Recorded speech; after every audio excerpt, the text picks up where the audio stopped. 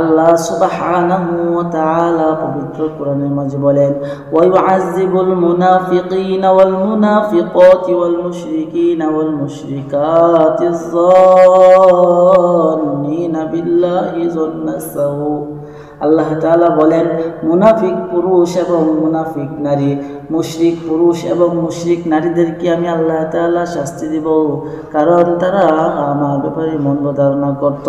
আল্লাহ তাআলা বলেন, ওয়াগাদিবাল্লাহু আলানাহুম ওয়া আ'আদ্দা লাহুম জাহান্নাম ওয়া সাআত মাসিরা।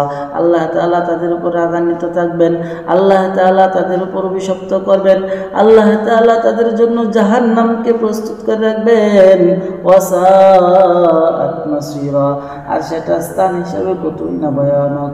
এজন্য জাহান্নাম থেকে বাঁচতে অবশ্যই আপনি আমাকে নিফাকি থেকে, কুফরি শিরক থেকে নিজেকে বাঁচাইতে না পারি, তাহলে জাহান্নাম থেকে আমাকে কেউ বাঁচাইতে পারবে না।